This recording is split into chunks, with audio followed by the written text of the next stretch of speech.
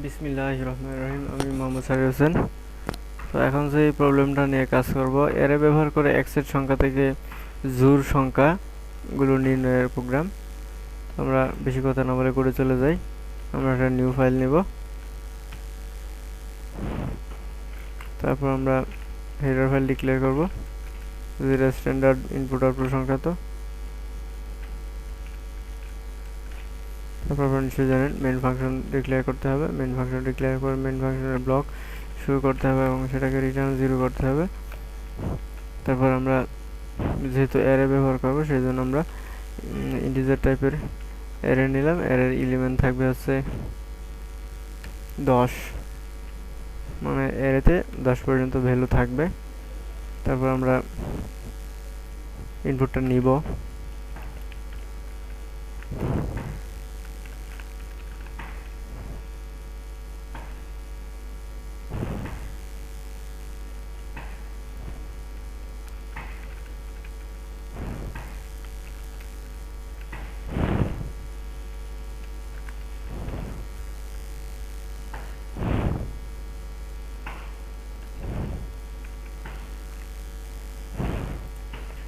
তো যেহেতু একের অধিক ইনপুট নিতে হবে, তাহলে অবশ্যই আমাদের লুপ চালাইতে হবে। সেই জন্য আমরা একটা লুপ চালাইব, সেটা হবে ফর লুপ। আমাদের আরেকটা ভেরিয়েবল লাগবে লুপ চালানোর জন্য, সেটা হচ্ছে আই। আমরা আইটা শুরু করব 0 থেকে এবং আইটা চলবে হচ্ছে 0 থেকে যদি শুরু করব 10, আপনি 1 থেকে শুরু করলে সেটা ইকুয়াল দিতে হয়। তো আমরা 1 করে বৃদ্ধি করব প্রতিবার। আমাদের লুপটা চালানো হয়ে গেল। এখন আমাদের স্ক্যান আপ করতে হবে। এই লুপটা যতবার সত্য হবে ততবার পর্যন্ত স্ক্যান আপের মধ্যে ইনপুট নিতেই থাকবে। ইনপুটটা কিসের হবে, সেটা হবে নাম্বার আই।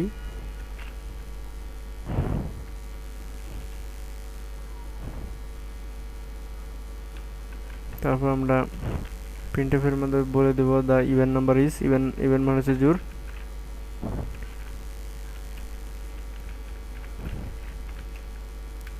সরি, বেশি একের বেশি হলে তো আর দিতে হবে, ইজ দিলে হবে না। তো আমাদের এখন আবার লুপ চালাইতে হবে আউটপুট নেওয়ার জন্য। একের অধিক আউটপুট যেহেতু আবার লুপ চালাইতে হবে।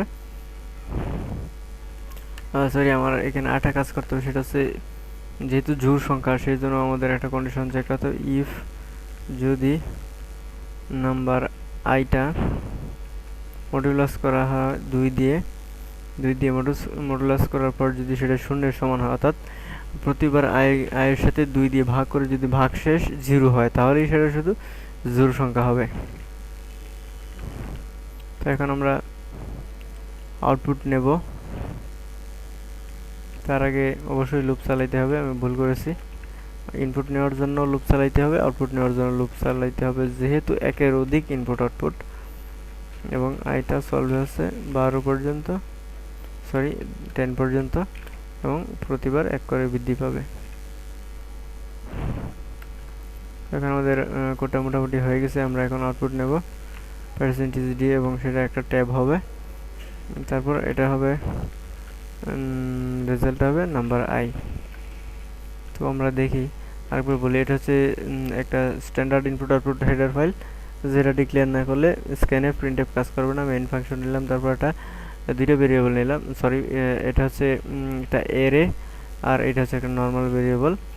তো অ্যারেটা আপনারা নিশ্চয়ই জানেন, যাতে একের অধিক ভ্যালু রাখা যায়। নর্মাল ভেরিয়েবলে একটা ভ্যালু রাখা যায়, কিন্তু অ্যারেতে একের অধিক ভ্যালু রাখা যায়, সেটা 10টা 20টা 50টা 1000 হইতে পারে। তারপর প্রিন্টএফের মধ্যে বলে দিলাম যে অ্যারের জন্য ইনপুট দেওয়ার জন্য। তারপর লুপ চালাইলাম। লুপটা 0 থেকে শুরু হবে এবং 9 পর্যন্ত চলবে, প্রতিবার 1 করে বৃদ্ধি পাবে। তো তারপর এটা 9 বার ইনপুট নেবে, যেহেতু আমাদের লুপটা 9 বার চলবে, এবং সেটা গিয়ে সেভ হবে কিন্তু নাম্বারে। তারপর আমরা বললাম দা ইভেন নাম্বার ইজ, এবং তারপর আমরা আরেকটা লুপ চালাইলাম। 0 থেকে শুরু হবে, 9 পর্যন্ত চলবে, 1 করে বৃদ্ধি পাবে, এবং সেখানে এসে চেক করবে নাম্বার আই। অর্থাৎ লুপটা যখন 1, তখন এটাকে 2 দিয়ে ভাগ করে দেখবে যে ভাগশেষে আছে কি 0 আছে কিনা। যদি 0 থাকে তাহলে প্রিন্ট করবে, অর্থাৎ এটা 1 প্রিন্ট করবে না। 1 তো 2 দিয়ে ভাগই যায় না। যখন 2 হবে আইটা, তখন 2 দিয়ে ভাগ করে দেখবে যে ভাগফল 1 এবং ভাগশেষ 0, তার মানে এটা জোড় সংখ্যা। যখন 3 হবে তখন দেখবে যে ভাগশেষ 1 আছে, তখন এটা প্রিন্ট করবে না। যখন 4 হবে তখন এটা 2 দুগুণে 4 মানে হচ্ছে 2 হচ্ছে রেজাল্ট, ভাগশেষ কিছুই নাই, তার মানে হচ্ছে এটা জোড় সংখ্যা। তো এইভাবে পরপর কাজ করবে। তারপরে সে প্রিন্টএফ এর মধ্যে আমরা সেই আউটপুট নিলাম। তো দেখি আমাদের কাজটা ঠিক মতো করে কিনা। তো এখানে একটা এরর বলতেছে, দেখি এররটা কি হয়েছে। এখানে বলতেছে এরর এক্সপেক্টেড বিফোর টোকেন, মানে 7 নাম্বার লাইন হচ্ছে 7 নাম্বার লাইনের বিফোর মানে হচ্ছে 6 নাম্বার লাইন, এখানে আমরা সেমিকোলন দেই নাই। তো এই ব্যাপারটা খুব চমৎকার, আপনারা এখানে পড়বেন। এক্সপেক্টেড এই যে সেমিকোলন দেওয়া হয় নাই, বিফোর ফর মানে হচ্ছে এই ফরের বিফোরে সেমিকোলন দেওয়া হয় নাই। তো এটা হ্যান্ডেল করবেন। আবারও আমরা কোথাও ভুল করছি, সেই আবার কি বলছে, এক্সপেক্টেড বিফোর প্রিন্টএফ। তো PRINTF এই স্ক্যানএফ আমরা শেষ করি নাই, অনেকগুলো ভুল করে ফেলাইছি। আবার কম্পাইল করতেছে, এখন কোনো ভুল বলতেছে না। আপনি এই এররগুলো হ্যান্ডেল করবেন চমৎকার, এভাবে মেসেজগুলো পড়বেন, পরে বোঝার চেষ্টা করবেন যে মেসেজে কি বলতেছে। তো এখন কম্পাইল করার যেহেতু ভুল নাই, তো আমরা রান করাইতে পারি।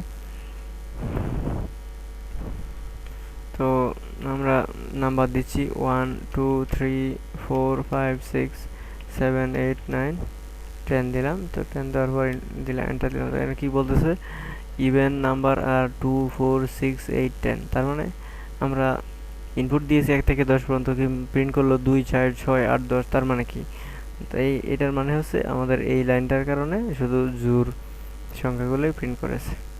তো এটা আর তেমন কিছুই না, এটা সহজ একটা প্রোগ্রাম, জাস্ট আমরা অ্যারে ব্যবহার করেছি। এখানে ভয় পাওয়ার কিছু নেই। যারা নর্মালি জোড় সংখ্যাগুলো প্রিন্ট করতে জানেন তারা এটাও পারবেন। তো আমি আরেকবার প্রোগ্রামটা বলে দিয়েছি। স্ট্যান্ডার্ড ইনপুট আউটপুট সংক্রান্ত একটা হেডার ফাইল, মেইন ফাংশন, তারপর আমরা একটা এরে নিলাম এবং পরেরটা হচ্ছে নর্মাল ভেরিয়েবল। এরেতে আমরা বলে দিলাম সর্বোচ্চ 10টা ভ্যালু থাকবে, 10-এর বেশি দিলে আর সেটা কাউন্ট করবে না। তারপর প্রিন্টএফের মধ্যে বললাম যে ইনপুট দেওয়ার জন্য, এবং আই শুরু হবে 0 থেকে এবং সেটা 9 পর্যন্ত চলবে, যেহেতু বলে দিয়েছি লেস দেন 10 মানে আছে 10-এর ছোট 9 পর্যন্ত এটা সত্য হবে, 1 করে বৃদ্ধি পাবে। তারপর স্ক্যানএফের মধ্যে আমরা ইনপুট নিয়েছি, অর্থাৎ 9 বার এটা ইনপুট নেবে। 0 থেকে 9 মানে 10 বারই নেবে, 0 একটা এলিমেন্ট এবং 1 থেকে 9 মানে হচ্ছে 9টা এলিমেন্ট, তার মানে হচ্ছে এটা 10 বার ইনপুট নেবে। আমরা বলে দিতে পারতাম 1 থেকে 10 মানে হচ্ছে 1 থেকে শুরু হবে এবং 10 বার চলবে, তো একই কথা ছিল। তারপর আমরা বলে দিলাম যে ইভেন নাম্বার আর এত, আবার ফর লুপ চালাইলাম, সেই ফর লুপটা 0 থেকে শুরু হবে এবং 9 বার চলবে, মানে হচ্ছে টোটাল 10 বার সে আউটপুট দেবে। তারপর 1 করে বৃদ্ধি পাবে এবং সেখানে বলে দিয়েছে নাম্বার আইটা যদি 2 দিয়ে মডুলাস করার পর যদি সেটা শূন্যের সমান হয়, মনে হচ্ছে ভাগশেষ 0 হয়, তখনই সেটা শুধু প্রিন্ট করবে। তো আবার আমরা প্রিন্ট করাই। তো এখানে ইনপুট দিলাম সাপোজ 3 5 7 9 11 15 17 19 21। তো এগুলো দেওয়ার পর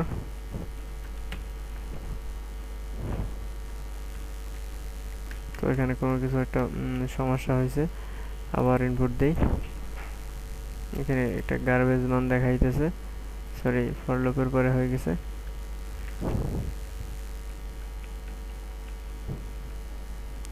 আমাদের একটা লাইন মুছে গেছিল, সেই জন্য প্রবলেম হয়েছে। তো আবার আমি ইনপুট দিতেছি 1 2 3 4 5 6 7 8 9 10। তো 10টা ইনপুট দিলাম, 10টা ইনপুট দেওয়ার পরে আবার দেখেন আমাদের প্রোগ্রামটা ঠিক আছে। তো এই ছিল আমাদের